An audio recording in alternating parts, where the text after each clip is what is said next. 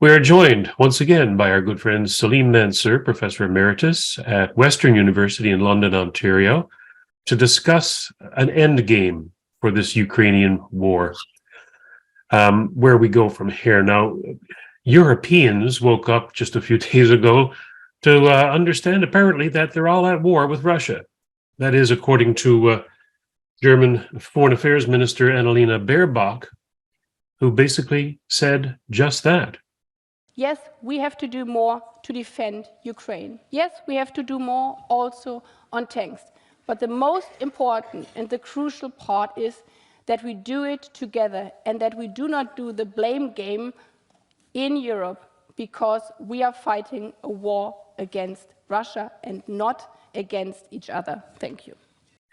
And with that statement, is NATO at war, or at least is Europe at war? I gathered from what the venue she was talking at that she was referring to Europe is at war with Russia. They have given them arms, they have given them material, they have given them money. That is the Ukrainians, those the enemy of Russia. And if one goes back in history to perhaps World War one can remember the sinking of the Lusitania. The Lusitania was sunk because of aiding and abetting the enemy of Germany.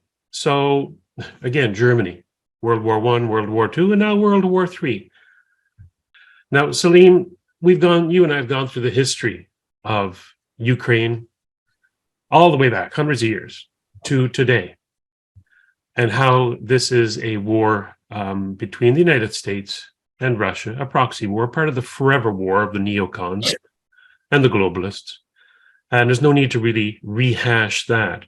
What I'd like to know from you, given your vast knowledge of history and how wars not only start, but how they end, what would be the scenarios, probably plural, of finding a way to end this conflict? Can you just outline perhaps a few scenarios as to, or at least maybe the best path for a solution to this conflict? Well, we are now entering or have entered the 12th month of the conflict that began with the special military operation by Moscow, by Putin, in February of 2022, February 24, 2022. And here we are at the end of January 2023.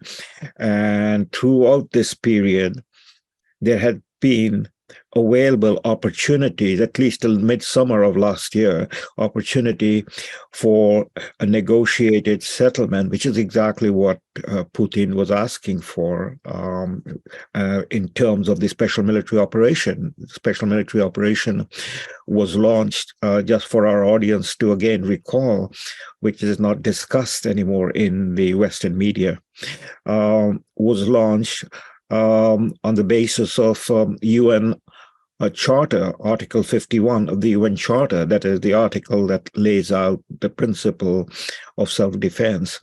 And the special military operation was also akin to or analogous to responsibility to protect. So what was happening in the Donbass region precipitated that special military operation. And as you have mentioned, we don't want to go back and rehash the history. So I'm just pointing this out. There was that opportunity, and in fact, there were Ukrainian and Russian diplomats in Turkey under the aegis of President Erdogan of Turkey. And again, we need to recall, we need to underline that Turkey is one of the principal NATO member. So there was the expectation that there could be an opening to a ceasefire, a settlement at that point in time, which was in early summer, late spring, early summer of last year. And then what happened was Boris Johnson, at that time, the British Prime Minister, headed to Kiev under the direction of Washington, as we know now, looking back, to tell Zelensky, to warn Zelensky against negotiating any terms of agreement for a ceasefire that was probably on the table in Ankara or Istanbul, where these delegates were meeting and hosted by Turkey. And so that was brought to an end. And then through the summer, the escalation began. And so just to recount and underline exactly what you have now cited, the German foreign minister, Annalena Baerbock, pointing out that we, and by we means the European members of NATO, are at war with Russia. And in other words, any ambiguity, any effort to hide or dissemble what most of us knew right from the beginning, not only in February of 2022, but the backstory going all the way back to the years after the collapse of the Soviet Union in 1991, that NATO, under the United States proxy and leadership, that is President Clinton, George W. Bush, and Obama, was engaged in the eastward expansion of NATO into the border of Russia, that had been promised that would not occur at the end of 1991 when the Soviet Union collapsed to Gorbachev and Yeltsin. So that ambiguity has now been removed by the German foreign minister. In other words, NATO is, European states, NATO, led by the United States, is at war with Russia. It has not been officially declared in any platform, but we are at war. In other words, Canada is now a co-belligerent, officially at war with Russia. But I think it should be noted that Annalena Baerbock is from the Green Party in the German Bundestag. She's a lefty, a far lefty, is probably as far left as you can get a leftist. So this seems to go across the spectrum, the political so-called spectrum of left and right. One would normally consider a warmonger like Baerbock to be on the right, or whatever that means. But no, this is unanimity in the Canadian Parliament. Every single member of Parliament, bar none, gave Trudeau a standing ovation for his opening remarks to Zelensky. Every single member in the Canadian Parliament, bar none, stood in ovation to Zelensky, who was an autocratic dictator, but we don't have to go into that again. So, Salim, I have to say that, and wondering, how can anybody negotiate when there doesn't seem to be any room anywhere in any parliament in the West, any voice that is seeking peace? It seems to be a cacophony of voices calling for war with Russia. How can there be negotiations in that atmosphere? You're right, and you're putting on the table on another set of variables, that we need to discuss. The opening question of yours was, what could be the scenario of bringing about an end to this war, or the related question, what is the end game?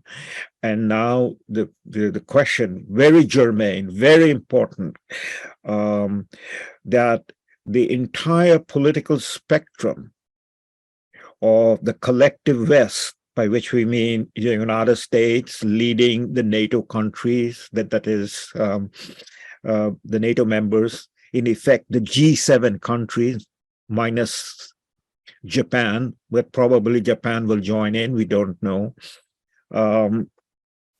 That is the collective West, NATO, World Economic Forum. I mean, you mentioned the Green Party and their agenda.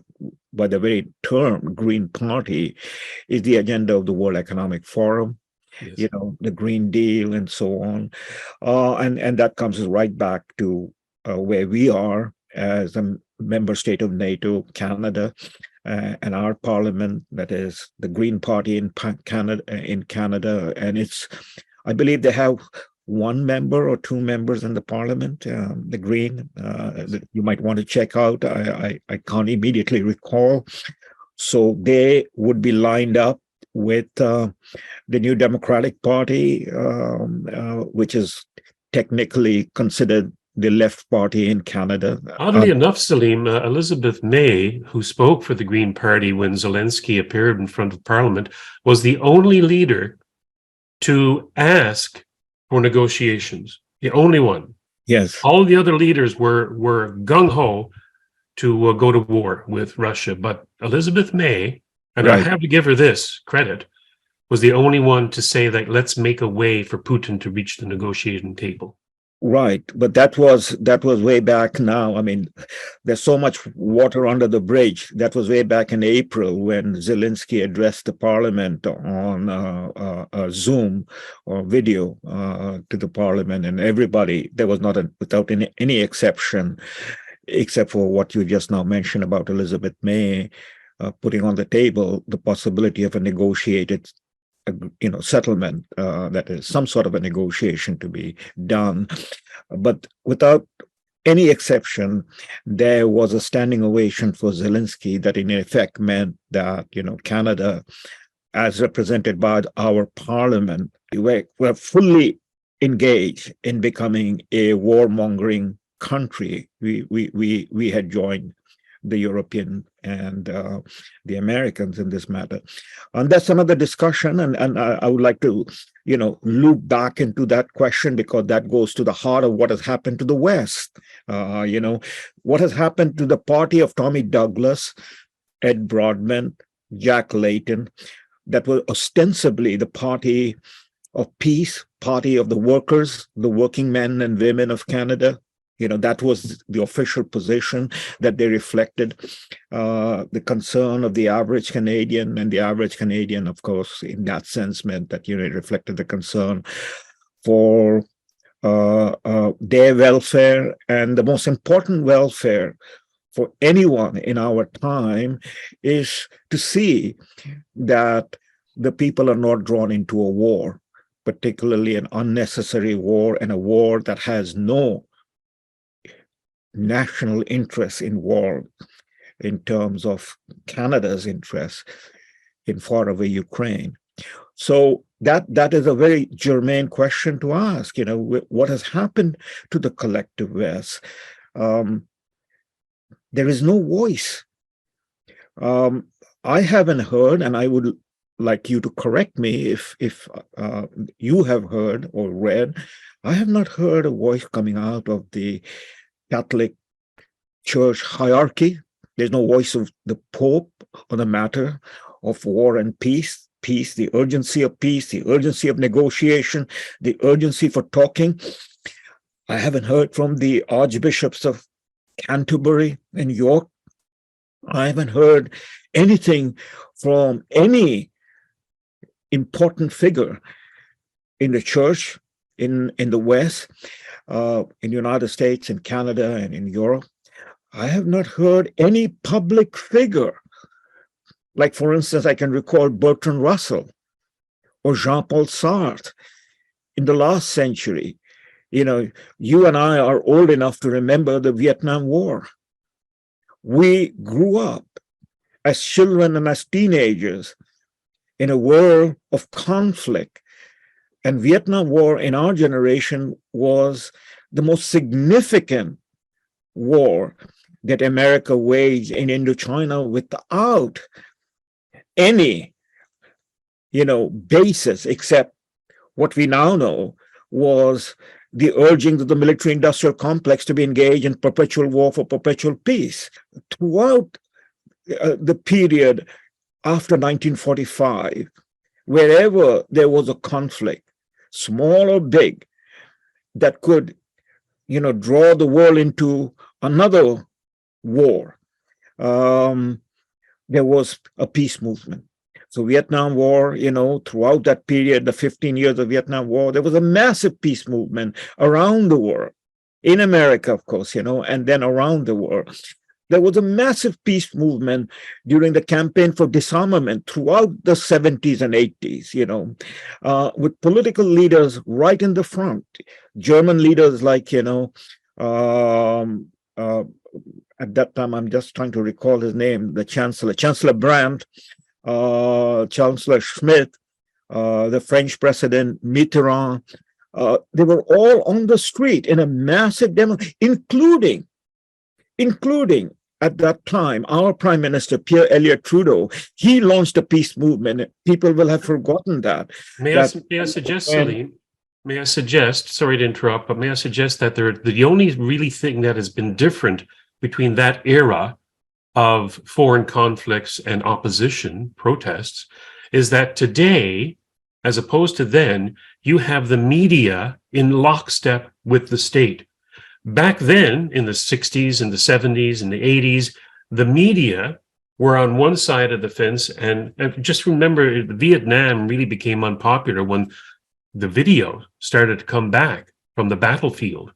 And you see soldiers holding their innards in with pie plates and people being hit and shot. And when those images started to hit home, people revolted in disgust because they had never been privy to war before, at least not the children of the Second World War soldiers. But today, what do you have? Today, you have a sanitized war, you have a sanitized history, and the media are not doing their job as the fourth estate by bringing the story of both sides to the public. And so what do you have? You have a public that thinks that this is a just war, much like in the Second World War. There was very little protest or voices against Germany, against going to war with Germany. But today, the media, I think, is the problem.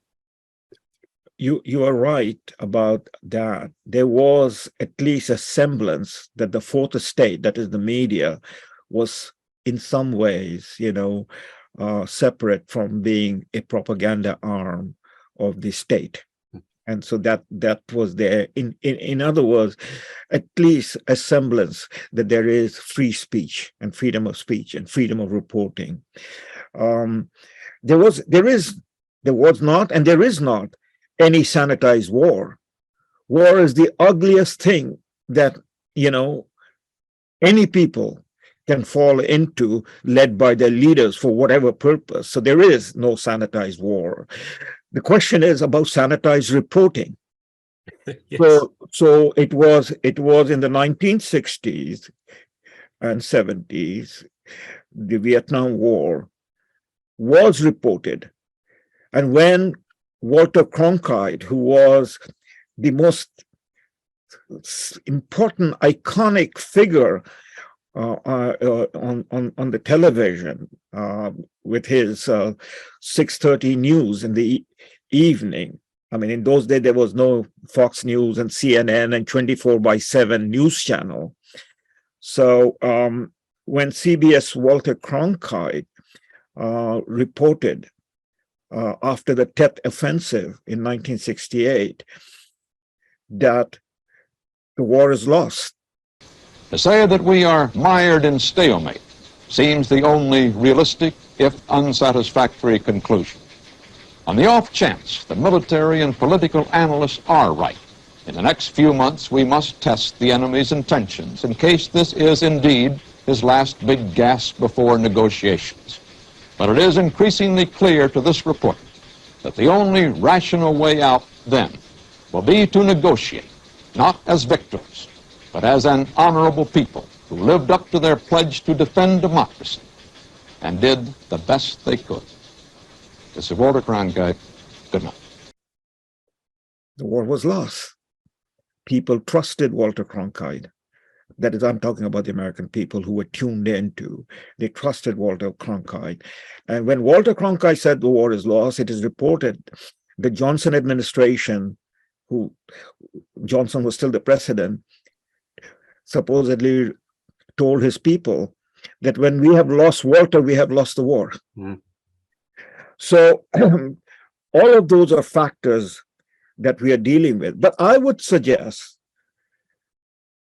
not missing the point that we began with. I'll come back to that point. But I would suggest in this point that you have raised is the West, since the 1991, 1992, the collapse of the Soviet Union, and then the arrogance and the hubris of the United States, talking about New World Order and the process that began, the unipolar hegemony and the wars that the United States have waged in terms of unipolar hegemony, basically wars in the third world, you know.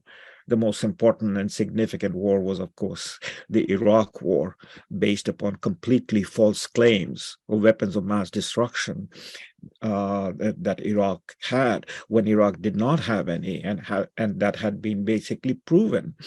What we have, and what I'm leading to, is that the collective West has lost its moral basis in terms of politics and public affairs. We in the West have basically become, in a sense, completely detached in the public sphere from a sense of morality, of awareness, conscience, to stand for values which were at the foundation of the Western culture and civilization, both in the largest sense and then in the most immediate sense. That is the whole question of the American Republic. It is the Congress that declares war. It is not the president that goes to war and takes America to war. You know, the War Powers Act, which is the responsibility of the Congress.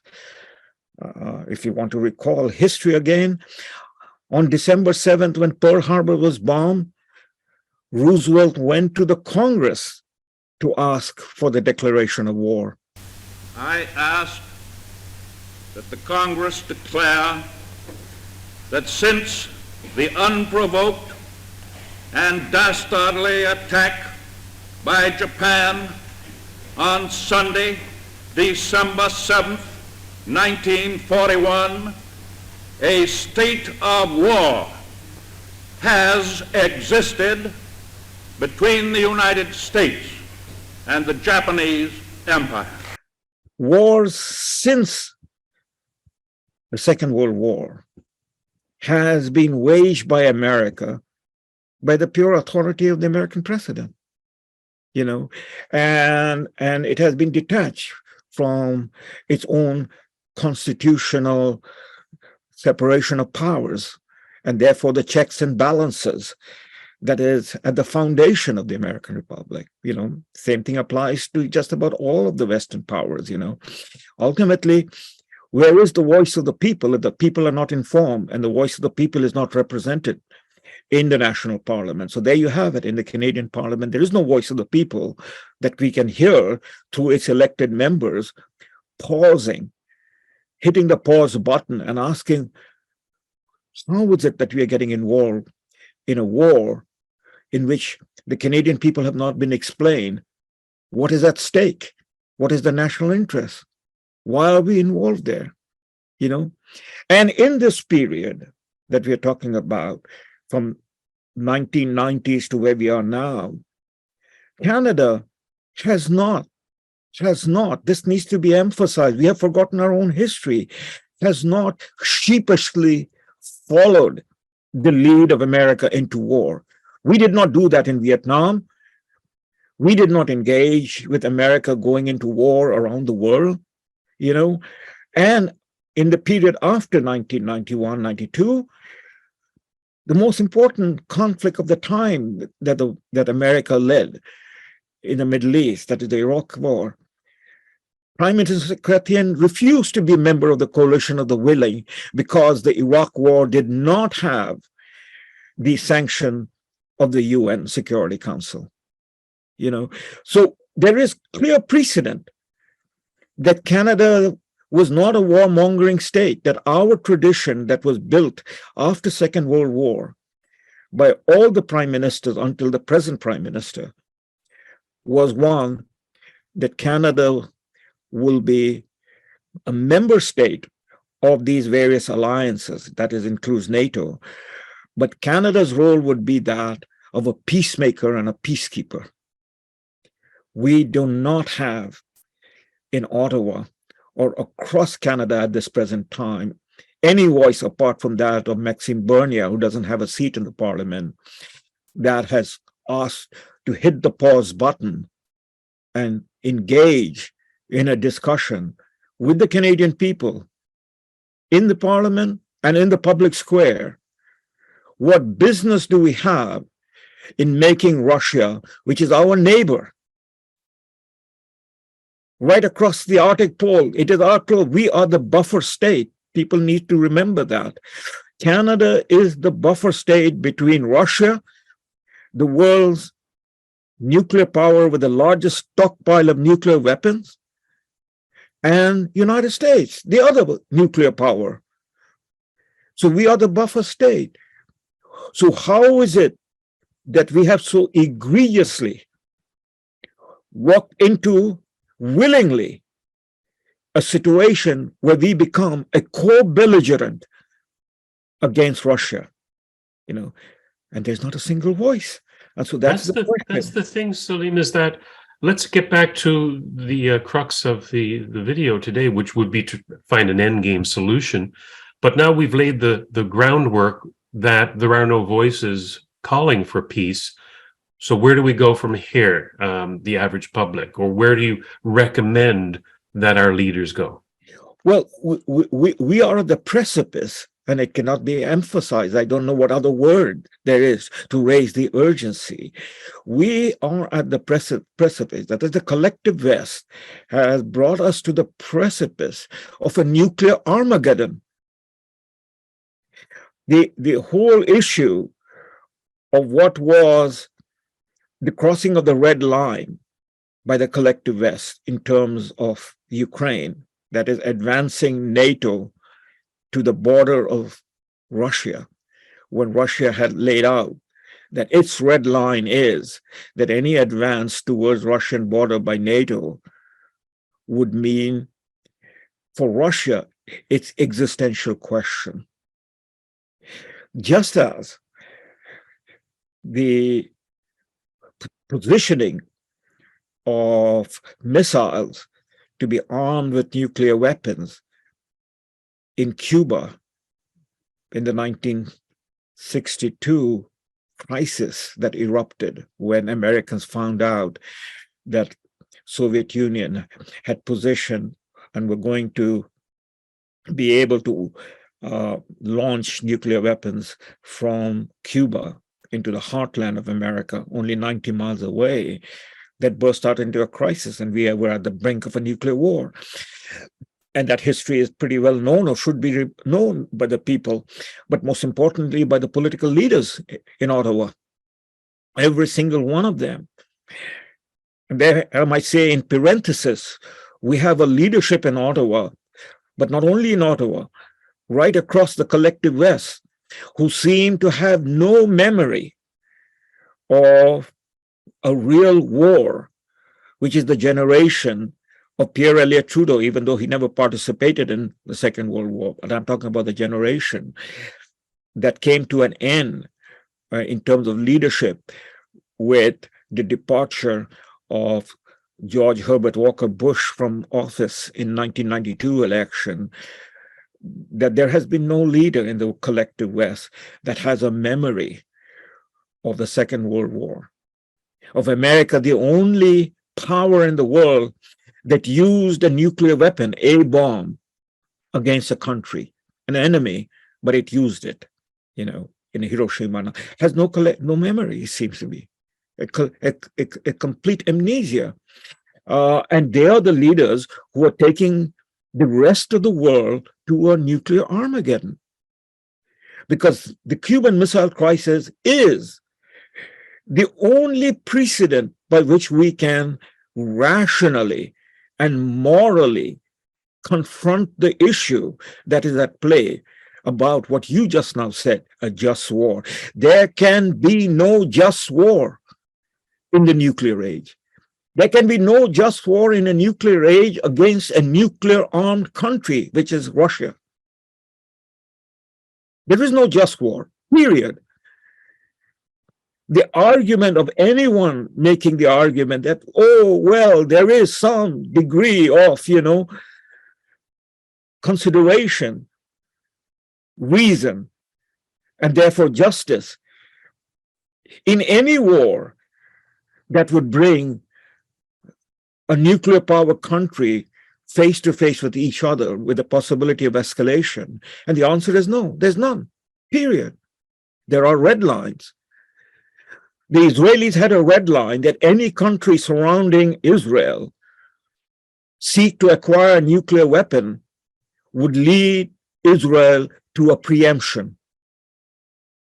And that was demonstrated. It was not a hypothetical argument.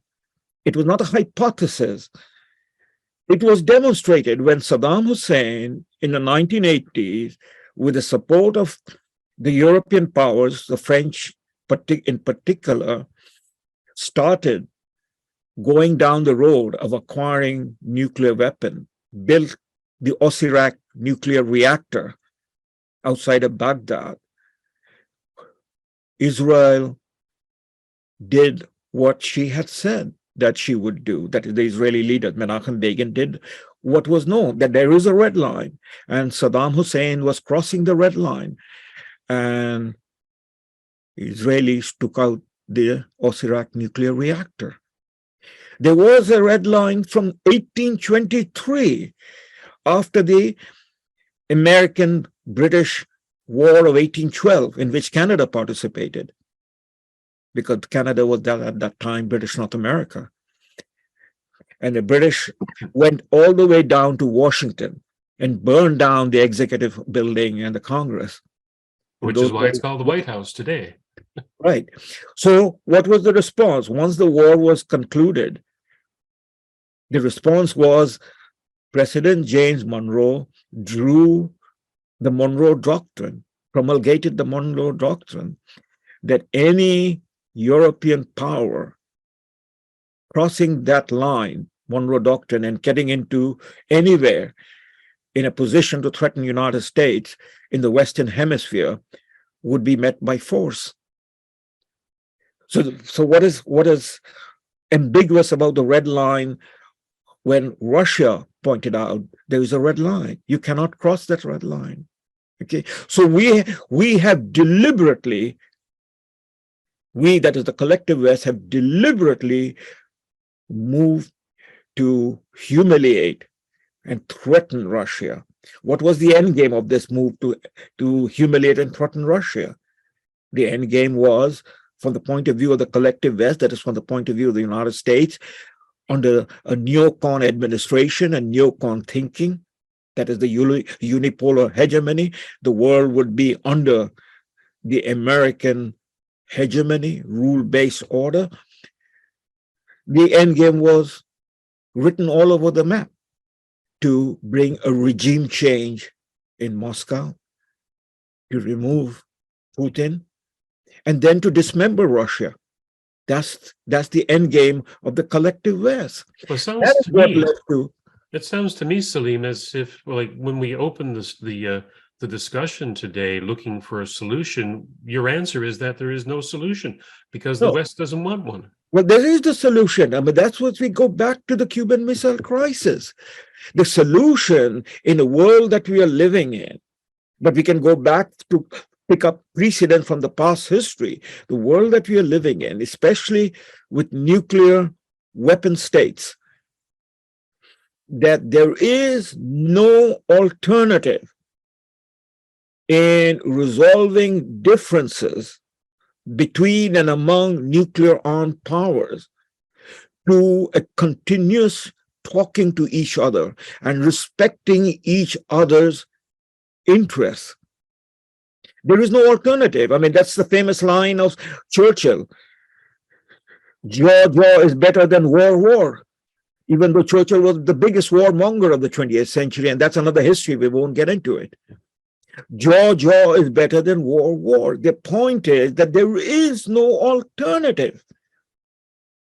Khrushchev was engaged by Kennedy. President Kennedy and Premier Khrushchev engaged each other in a manner in which both of them demonstrated to each other, that is, to demonstrating Americans to the Russians, the Soviets, and Khrushchev demonstrating the Soviet interest to the Americans, that is President Kennedy, with respect, with sensitivity, understanding that there is a red line that had been crossed by the Soviets, and that the Americans had crossed the red line, which we came to know subsequently. But at the initial stage, in the secret diplomacy between President Kennedy, the famous 13 days of the missile crisis in October 1962, the private engagement of the president and the premier through their representative and through direct correspondence between the two of them, both recognize that they will have to do what is necessary to respect the security interests of each other. And therefore, there would be an exchange. But that was not immediately linked at that time, but it was linked in the sense that the response would be one in which it would be the Soviets would remove the missiles from Cuba, which was done immediately once the quarantine had been put in place by the Americans, and the Soviet ship turned around instead of going through the quarantine, which would have meant a shooting war erupting. And then 6 months later, the Americans removed the nuclear-tipped missiles from Turkey. The precedent was set, and that precedent was never breached. It was never breached.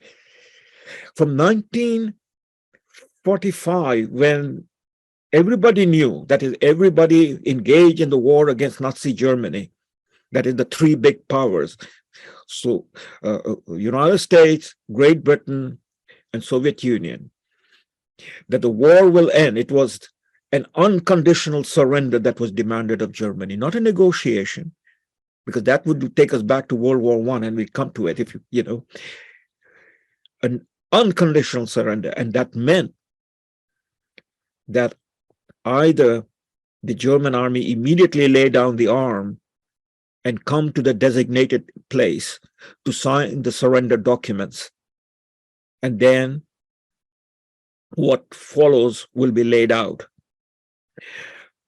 And when that did not happen, the war continued, and it was the Soviet army that would go all the way into Berlin. And that was agreed upon by Roosevelt and Churchill at the Yalta Conference, that Europe will be divided. The point now is, and again to recall the history, that a divided Europe was a result of a European civil war. There were two civil wars in Europe that became world wars. It was a European war that turned into a world war. World War I turned into a world war when the Germans torpedoed Lusitania, as you mentioned, that created the basis of Woodrow Wilson going into war against Germany. Until then, America was not involved. It was a European civil war. And then again in the Second World War, when Pearl Harbor happened and Germany declared war, Hitler declared war upon the United States and drew America into that war, European civil war turned out to become a world war. So it was understood that Europe would be divided and would possibly remain divided unknown into the future, because Soviet Union was the military superpower, which should then acquire nuclear weapons in 1949, just as America did in 1945, and Europe would be divided. So in this period, when Europe was divided from 1945 till 1991, when Soviet Union collapse, not as a result of a war, but because of his own internal revolution, what George Kennan called the most peaceful revolution in world history that brought down a military superpower. Okay, so during this period, nearly half century, we can quickly recall there were, uprising in the eastern half of Europe, uprising in Hungary in 1956, uprising in Czechoslovakia in 1968. And what did the Americans do? Americans did not go arming the Hungarians or the Czechoslovaks, nor even the Poles during the uprising led by Lech Walesa and the Solidarity movement. It was none of America's business. That was an internal problem of the Warsaw Pact country, of the divided half of Europe. But they respected their sphere of influence, Russia's sphere of interest and sphere of influence in that matter, I guess. Exactly. So, I mean, that was the red line. That was understood. It was not a moral surrender to the idea that, we respect Soviet Union, we respect communism, and, no, that was not the issue. The issue was the reality of the world political situation based upon military weapons and the consequences of the war if a war breaks out. Okay, so where did this idea come? There's this blame, this Russophobia that's going on now in the West, that Russia can do no good and that they are not worthy to sit down and talk to. At least that's the impression that I'm getting, is that they don't seem to be open to talking at all.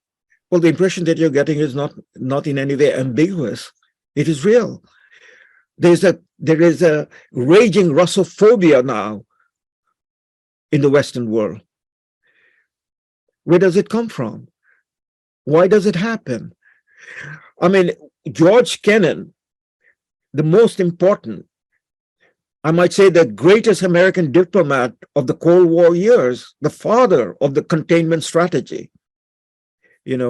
George Kennan said, for God's sake, don't you understand? George Kennan, these are his words. And he was addressing the US Senate in 1997 when the issue of bringing Poland was on the table into NATO, during the Clinton administration. That opened up the whole issue of the eastward expansion of NATO towards Russia. George Kennan said, don't you understand, addressing the senators, that our conflict was with Soviet communism. The Russian people brought down communism.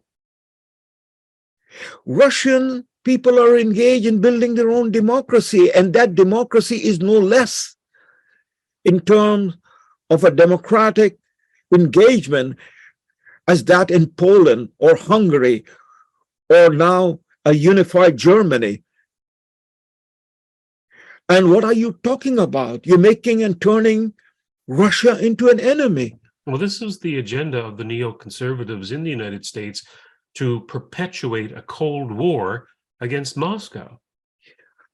More than that, because it was a question of, and these are all documented. It is in that whole project for the New American Century, the Neocon document, that America would build up its military resources once again in this situation of unipolar hegemony, that there will be not another power who in any way match American dominance.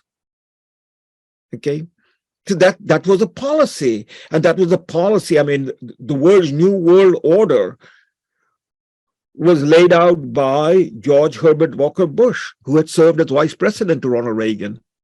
Ronald Reagan did not engage. Ronald Reagan called the Soviet Union an evil empire. Bring down the wall, he said. But he was not sending American weapons and American soldiers or NATO to Poland.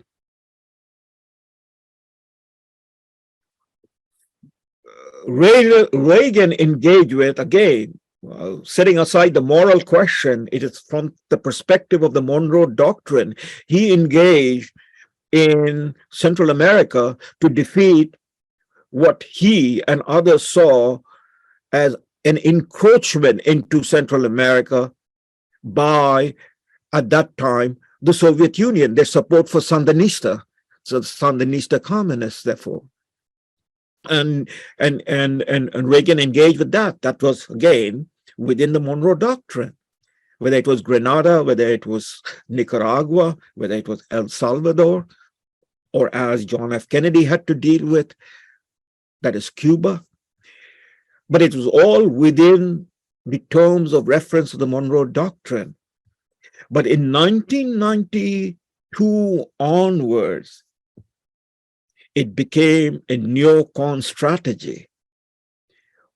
And it is entirely another conversation, who are the neocons? So we'll leave it at that for the moment. Yes.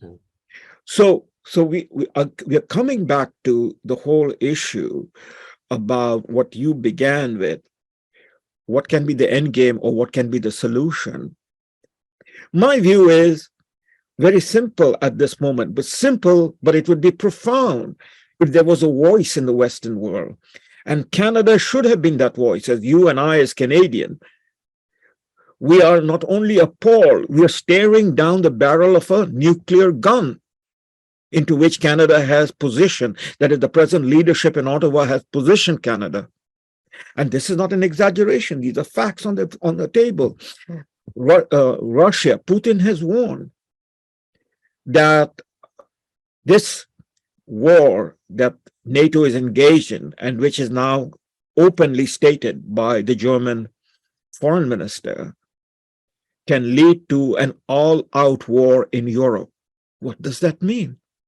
An all-out war in Europe will very quickly, in a blink of an eye, could turn into a nuclear Armageddon. So in this context, there's only one issue: to immediately bring a ceasefire in Ukraine, a halt on both sides. In other words, and here is the precedent would be going back to World War I. On November, people who wear poppies and walk around in Canada and across Western Europe, how many know what it represents?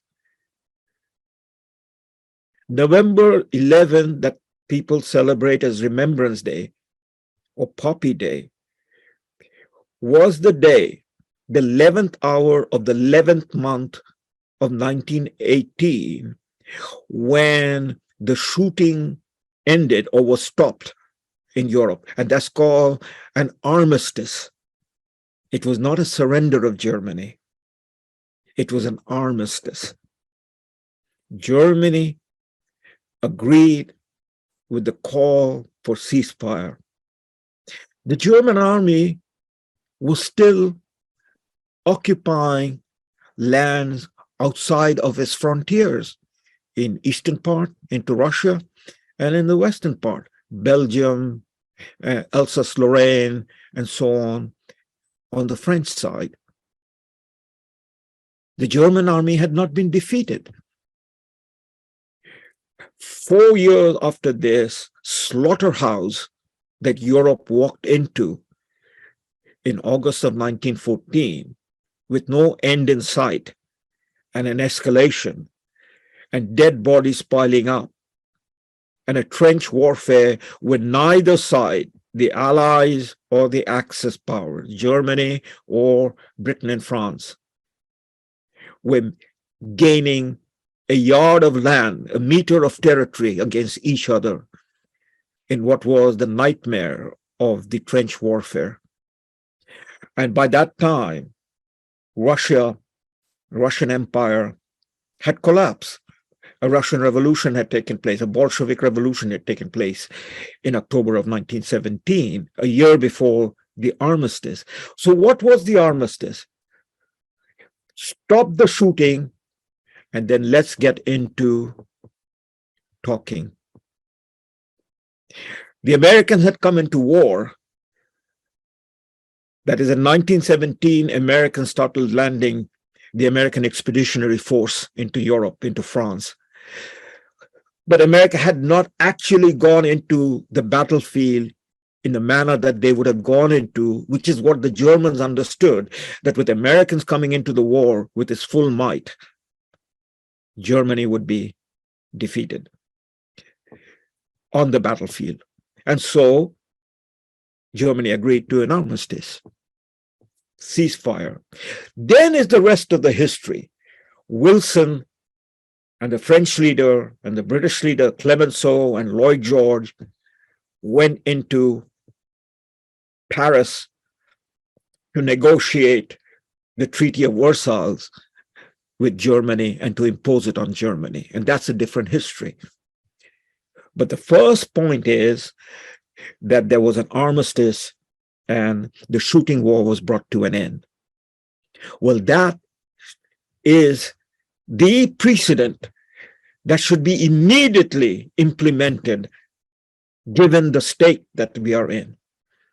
That is, if there was any sense in the collective West, if there was any leader in the collective West would demand that Ukraine immediately agree to bring a ceasefire on its side and demanding the same on the Russian side. And so the armies, the Ukrainian army or what remains of the Ukrainian army, would be holding the line wherever it is, and the Russian army would be holding the line in Ukraine wherever it is, and then get into something like the Versailles Palace, a neutral territory or a war zone, get into it, maybe get it into the Vatican, and start the negotiation to settle what erupted in February of 2022, recognizing the backstory of February 2022 that goes at least as far back as the Maidan coup in February of 2014 that was organized by the Americans to oust an elected president, Viktor Yanukovych. Recognizing that backstory opened the discussion. There's with that, Salim, a call for an armistice. I'm reminded of, I took this note down when Zelensky visited Washington. He said, "For me as a president, just peace is no compromise as to the sovereignty, freedom, and territorial integrity of my country. There can't be any just peace in the war that has been imposed on us by these inhumans." And then Biden responded, "If and when President Zelensky is ready to talk to the Russians, he will be able to succeed as well because he has won on the battlefield." Meaning to Biden and to Zelensky, there can be no armistice until they regain all of the territory that they have lost to Russia. So while it is all well and good, and I agree with you, an armistice or a ceasefire is called for at this point in time after a year, it doesn't seem as if Zelensky and Biden are ready to do that just yet. Well, you're right. What was stated only this week, last Tuesday at the Senate, U.S. Senate, by the Deputy Secretary of State, Victoria Nuland, tells us that the Americans are living in a la-la land, that is a fantasy land that they have created, which have now blown back on their face. So let us dispose of the argument that Zelensky has any role in this matter. Yeah. Zelensky and Ukrainians have no role. Ukraine was the pawn by which to goad Russia into a conflict that would lead to a regime change and then subsequently to the dismantling of Russia. Okay, so it is Zelensky here has no voice. Ukraine has no standing because this war now we know. So long we were talking in a sense of what we understood. That is, we, the people, understood by drawing the dots, the connection, and the inferences that this was a US-led NATO proxy war against Russia in Ukraine. In other words, Ukraine was the battlefield of a US-led war against Russia. So who are the parties? It is US, NATO, and its European partners or European vassals on the one side and Russia on the other side. Okay, so that is what. So Zelensky here is a figment, a cosmetic, a straw man in the argument. Because simply put, Zelensky is begging for weapons. Zelensky is begging for money right from the beginning. And that's what the Americans have been arming them. In the last budget, omnibus budget that was passed by the US House of Congress, and signed into law by Biden on December the 27th, 2022, before the new Congress came in January of 2023, after the midterm election. That was a $1.7 trillion omnibus budget, within which $100 billion was allocated to Ukraine. All right. This $100 billion was in addition to the tens of billions of dollars that was given to Ukraine between February of 2022 and December of 2022. Canada has been providing, according to reports, we have put in an estimate of $4 billion, and now we are adding 4 tanks to it, or whatever other thing. But the point is, there is no Zelensky or Ukraine to fight a war against Russia without the provided arms and weapons and money provided by the collective West. So let's do away with this artifice that, Zelensky has something to say about this. Zelensky has nothing to say about this, because that was proven when Boris Johnson flew to Kiev in April of 2022 to tell Zelensky, you cannot negotiate anything with Moscow. Anything that is negotiated will be on the approval of we. That is, yes. And so then our call for a ceasefire should not be towards Zelensky and the Ukrainian people. No, absolutely not. The ceasefire is Zelensky would be ordered. He would be ordered. So what you're saying should be directed to Biden and to Trudeau and to Sunak, right? And to Scholz. Exactly. Zelensky's out of the question, out of the equation. And I agree with you. He's a puppet. Exactly, absolutely. So it is the collective West, and within the collective West, what you and I recognize, there is no voice. Yeah. Right? That's where we're coming down to, as Canadians, we're coming down to, that if there was any sense of realism, any sense of moral conscience speaking out that this is a nuclear Armageddon that we are preparing for us and for the rest of the world, then we would break ranks as Jean Chrétien broke ranks with the Americans over the Iraq War. We would break rank.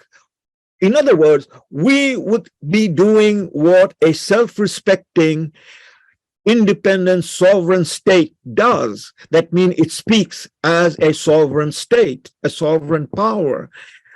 The fact that we are not breaking rank under the present leadership goes to demonstrate Canada is another vassal state, just as Brussels is, or Belgium is, or Poland is, and so on and so forth.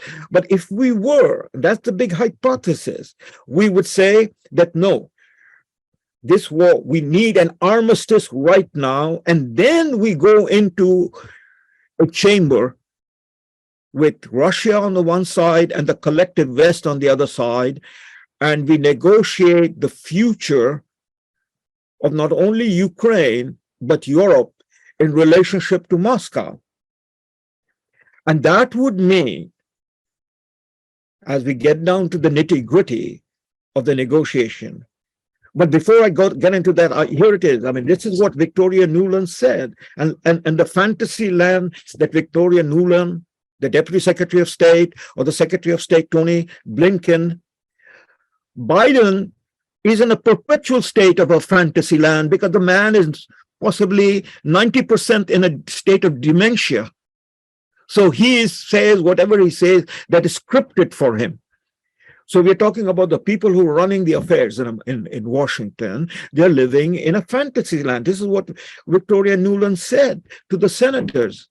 She said, in the context of Russia's decision, this is Nuland's word, to negotiate seriously and withdraw its troops from Ukraine and return territories, I would certainly support that easing of sanctions. I think the US Secretary of State Blinken would do the same. She didn't say Biden. She said she and the Secretary of State, and then possibly they're all in agreement. The Secretary of Defense, Lloyd Austin, that is the actual people who are running the affairs. Biden is simply the space holder, or what I did, the cup holder, whatever the term is, in the White House. Yeah, that is hilarious. You're right that they're in a fantasy land because, in my estimation, Putin and Russia don't care about these sanctions. In the scheme of things, these sanctions are nothing to their territorial integrity and their existential existence as a nation state. What does Russia care about sanctions? That particular nation state and those people have gone through so much travails over the decades that this kind of positioning, we'll reduce the sanctions as long as you give up, that's just fantasy. But more importantly, Robert, it's not about what Russia cares. It is about the fantasy of Victoria Nuland and the people in Washington. In other words, it's not genuine. It's not a genuine call for a negotiation. No, it is not. So this is where it would need, if we had a Lester Pearson, if we had a John Diefenbaker, if we had a Mackenzie King, whether they are such a leader would either be coming out publicly or would be privately insisting within the Council of NATO that this is the way we should go, So the fantasy is that she's talking about easing sanctions. It was a full spectrum sanction that America imposed on Russia after February 24, 2022. It was not only a full spectrum sanction, it also seized Russia's sovereign assets, $300 billion, kicked Russia out of the international financial arrangement, the SWIFT, et cetera, et cetera. But all of that have boomeranged back on America, not on Russia. Russian ruble that Biden talked about a year ago, that it would be turned into a ruble with the sanction, the ruble has escalated in its, value. Russian exports of oil and energy has escalated. It has ended with the Western world, that is Europe, recalling what the Americans and the British did in destroying Nord Stream 2 and the supply of Russian gas. That has ended, but it has not ended around the world. Russia and China has become even closer. They have become, parties together, alliance together. To that has risen the entire relationship, which was hypothetical, but now is coming into force, into effect. That is BRICS nation, Brazil, Russia, India, China, South Africa, to which other members are joining, whether it's Venezuela, whether it is Turkey, Saudi Arabia, the Gulf states, etc. So Russia has not been weakened by the sanction, and Russia has not been beaten by the American arming of Ukraine. That overture to peace by the United States, then, like I said, rings hollow. They know that it is an empty overture. They don't care about from the the Russian sanctions. point of view, this is not serious. I mean, from the Russian point of view, this is that America and the collective West is going up on the rung, the ladder, escalating the war in Ukraine, which is their war against Russia. Ukraine is the battlefield. They're escalating that war to the brink of a nuclear showdown. Because what happens after the German tanks and the American tanks and the British tanks and the Canadian tanks roll into the battlefield in Ukraine, whenever that happens, because they are now in the pipeline being assembled to be sent to Ukraine, and they roll into Ukraine and confront the Russian forces, and the Russian forces blow those tanks up into smithereens, what happens next? Well, Zelensky is also already saying we need, F-15, F-16 fighter planes. We need submarines. He's talked about submarines. We need troops. He will be talking about we need to have armed cruise missiles with nuclear weapons. Well, that's exactly what the advancement of NATO to the Russian border was all about. In this proxy war, they don't want an endgame. They want to bring NATO to war with Russia. NATO is at war with Russia, by the way. It is not to bring NATO at war with Russia. NATO is at war with Russia. The question is whether the war will be expanded beyond the battlefield of Ukraine into all of Europe. That is the choice on the side of Moscow. Look, they are using the battlefield of Ukraine to defeat Russia. Mm-hmm. Or to bring about regime change in Russia and then subsequently to dismantle Russia. That is the stated aim, which is no longer hidden. Now, it is Russian response. If Germany is arming Ukraine with German tanks, 80 plus years after German tanks with the Iron Cross crossed the Polish border and headed towards Moscow in Operation Barbarossa. And 80 years later, again, German tanks with Iron Cross marking is being used against Russia. It would be Russia's response within the context of a war to take out Germany, to drop hypersonic missiles on Berlin. After all, Berlin was captured by the Soviet army in 1945. So now Germany is again a belligerent state. It was hidden so far, but now the German foreign minister has made it open. We are at war with Russia. So if you are at war with Russia, then you are a target of Russia. So you see, the target of Russia then is beyond Ukraine. It is now open question. The target becomes any belligerent country. And as Putin has said, if Russia does not exist, then why should the rest of the world exist? The rest of the world, in this case, Europe, exists. It goes all the way back to Napoleon, who said famously that all European wars are civil wars. Britain, France, Germany, that is Prussia, Austro-Hungary, or Russia, these are all European powers, European states. And they drag Europe into a civil war. And that is what World War I was. That's what World War II was. And that is what World War III is becoming, a Russian civil war that has implication for the rest of the world. a European civil war that has implication for the rest of the world if it goes global. What does, I mean, if you ask the question, and again, we're getting into extraneous matters, but if you ask the question to a Canadian from coast to coast, ask a First Nation Canadian somewhere up, in Fort McMurray, Madam, sir, are you prepared to go to a nuclear war with Russia over Crimea and Donbass region? And not even a fraction of Canadian will know where is Donbass region, where is Crimea. So whether it's Canadian or you ask an Indian from India or you ask a Vietnamese or you ask an African, your country is now under an existential threat if this war cascade into a nuclear Armageddon. What have they got in stake over Crimea, over Donbass region?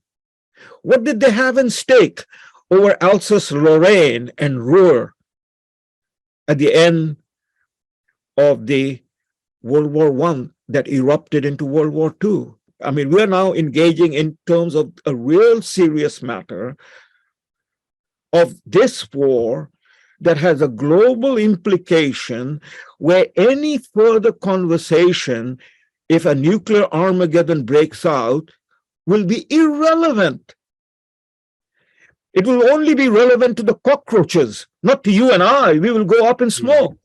We are talking about our engagement, and that should have been the engagement of our political leaders with a smidgen of conscience, of morality and realism to stand up and talk about and draw the Canadian people out, that there has to be an immediate ceasefire, an armistice. And then we talk and engage with what will be the position or the situation of Ukraine and meeting the interests of Russia and the interests of other European countries. And the argument that I am putting forward is very simple. This is the argument out of the events that brought an end to World War I, the armistice. You see, the shooting had to stop before the talking can begin. If there is no talking, the guns are firing, there is no, we're escalating. So the point is that after that, you might ask, what can be the possible scenario? Well, the immediate possible scenario that is on the table, once the shooting stopped and the conversation began, that Ukraine will be a partitioned country. To what extent it will be partitioned will be up for the negotiation. But there will be no Ukraine as defined in terms of borders as it was before the special military operation began on February 24, 2022. Ukraine will be partitioned. For instance, when Victoria Nuland says that if Russians are serious and withdraws its troops from Ukraine and return territories, the Russians are not going to withdraw troops from Ukraine territories because the Russian troops are not on Ukraine territories. Russian troops are on motherland Russia because the Donbass region, the 4 oblasts of the Donbass region that the people have forgotten or don't have any understanding of, that is Donetsk, Lugansk, Zaporozhia, and another one, Kherson, I believe. Kherson, yeah. There was a referendum. And with that referendum, the people voted to accede to the Russian Federation, followed by the Russian parliament, the Duma, passing the law in which that accession took place. And so just as Crimea, following the referendum of 2014, was taken into Russian Federation, the Donbass region is now Mother Russia. So the Russian troops is not standing on Ukraine. There is going to be no withdrawal from the Donbass region. That is now Mother Russia. Crimea is Mother Russia, so on. So what remains of Ukraine once the armistice comes down, will be open to negotiation, So it is western Ukraine, west of the river Dnieper, that is Kiev, and west to the boundaries of Poland, that will be the one that will be on the table to discuss. Then the second point is that the collective West will have to accept that Ukraine, in whatever shape that exists after the armistice, will be a neutral country, will be a demilitarized neutral country. Well, is there precedent for that? Yes, of course. Sure. The precedent is Austria. Austria, yeah. After the Second World War, and all the powers recognize that, So the precedents are there, and it will be done. The problem is not Russia. The problem is the collective West, because they started the war. They are facing defeat behind all the verbal fantasy of Victoria Nuland, or Tony Blinken, or Jake Sullivan, or Lloyd Austin, and their partners in London, whoever the prime minister is at this present moment, because they have been having a roundtable prime minister going round and round, Boris Johnson, Liz Truss, what's his name, Rishi Sunak, but they are the problem, because what it means is the collective West under American leadership launched a war against Russia, and they failed in their objective. Russia was not Iraq, Russia was not Libya, Russia is not, Serbia.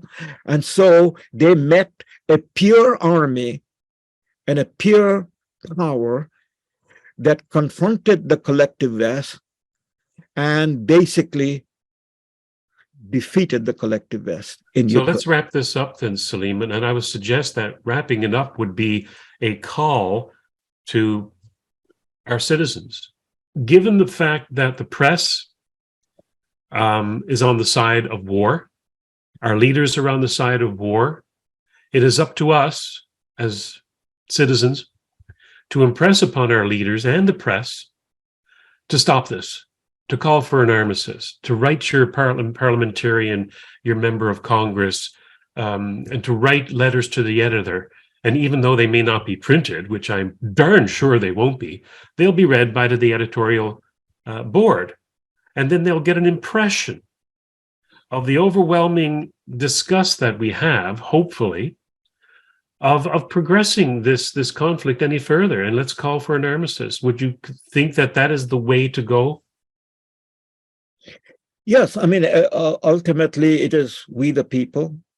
Are we Canadian, we the people? Are we willing to see that our world is effectively destroyed because that 1 million Ukrainian, for which our prime minister is ready to turn this world into a nuclear Armageddon? Is this what the Canadian people want? If they don't want this, we need to rise up. We Canadian people, we do not have any political parties in Ottawa, so it is up to us, we Canadian people. It is up to the Canadian people demanding from their church leaders, demanding from their public faces that they know of, to come out in whatever way they can, in whatever forum that they can put together in their local communities, in their cities, and say, no war, no nuclear war. There is no just war in a nuclear age, period. Period. There is no just war. There's nothing to negotiate and discuss that, yes, there can be a war. No, there cannot be a war. For that war would be the end of our world. It is the role of any genuine conservative not in an ideological sense, because there is no ideology of conservatism. Conservatism means preserving life, conserving what is ultimately the essential value of living, honorably. And so any conservative in that sense is concerned about his and her family, their children, their grandchildren. The people have lost every sense in their imagination what a nuclear war means. It would mean a cascading effect of a complete end to the way of existence. In fact, it will lead to the non-existence, where the living will be envious of the dead. Just imagine, the people need to imagine a breakout of a nuclear war with an electromagnetic pulse will immediately fry our electric and power grid across the continent. And then will begin among the living. The dead will be vaporized, but among the living will begin a massive anarchy, a run upon each other, of survival of the fittest, trying to, get food, trying to get warmth, trying to get clothes. What gets me, Salim, is that the left, like I mentioned before, the Green Party, and you mentioned the New Democratic Party here in Canada, but there are our counterparts in the West. The Green parties are in all the Western countries. Exactly. You have Labour in Britain, and the Democrats, oddly enough, in the United States. These are usually the parties of the little guy, of the working class, of the people who are always usually anti-war. And they have been co-opted into this game to push for war. They're jingoistic, they're warmongers now. And I think that if this reaches any of the Green Party or NDP out there, or socialist or whatever, the people who are usually occupied on the anti-war left, call or write your members, your party leaders, and say, what the hell are you doing? This is not the Green Party that I signed up for. There's not going to be any polar bears when it's nuked. There's not going to be any trees when they're on fire. And same with the labor. If all the businesses are bombed, who's going to go to work? This is not in your self-interest. So, and the conservatives and liberals as well. This does not seem to fit into the typical ideologies that we grew up with. It's almost as if all of those ideologies have been thrown out the window to be replaced by one globalist agenda that all of them have, bought on board. But this mass psychosis that was created by design goes back to 1992 Earth Summit. Remember, the Earth Summit of 1992 came out with the proposition, based on no scientific evidence that can be, established, that the greatest danger that the world is faced with is global warming, man-made global warming. It was not, in a stroke of a pen, the Earth Summit of 1992, in which our then Prime Minister, Brian Mulroney, participated as representing Canada and signed on to the Kyoto Agreement that came out of that Earth Summit, the Kyoto Protocol, in terms of man-made global warming, and then the words were changed to climate change. In that stroke of a pen, what until then, since 1945, with the use of the A-bomb over Hiroshima and Nagasaki, that brought the whole issue to the surface from a theoretical proposition, a laboratory research, E equal MC square, to an actuality, the A-bomb and its use and what it meant. So from 1945 onward, the greatest concern of average Joe and Jane in Canada to the Prime Minister and the cabinet in Canada was and remained a nuclear war. We went through crisis after crisis on that question. The 1963 election was fought on the question whether the Bomark missiles would be, equipped with nuclear weapon, and who will control those nuclear weapons. So We went through the Cuban Missile Crisis. Canada was right there.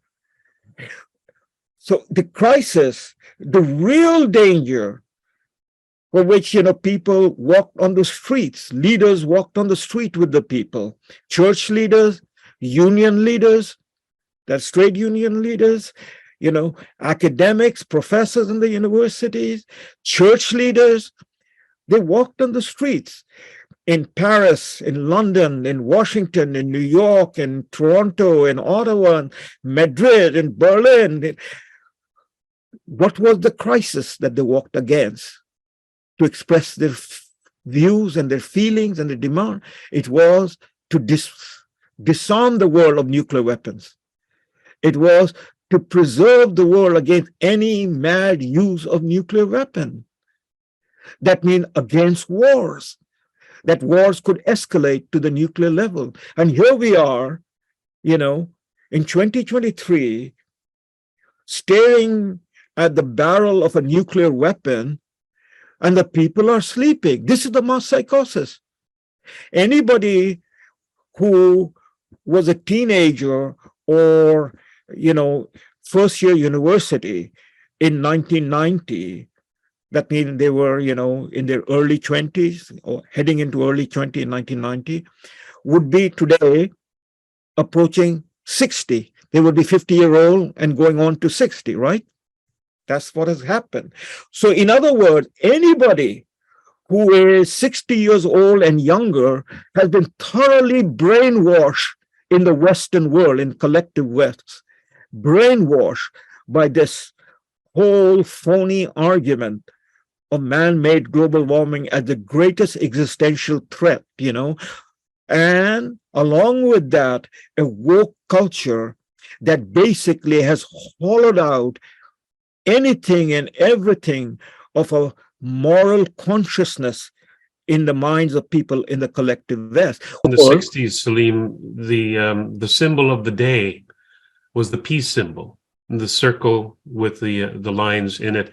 And I don't know if many people understand what that symbol meant. It was semaphore for ND, nuclear disarmament. Exactly. And I think that, this is odd because I was not a hippie. I don't think that you were a hippie. No. And yet today we have to call upon that sentiment back in the day to be revived, to bring back that peace symbol, because here we are supposedly on the right, as it is. We are certainly are right, but we're not right wing.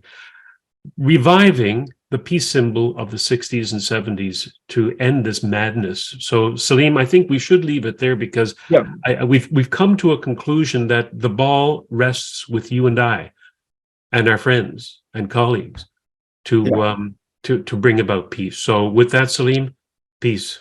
Thank you. Peace.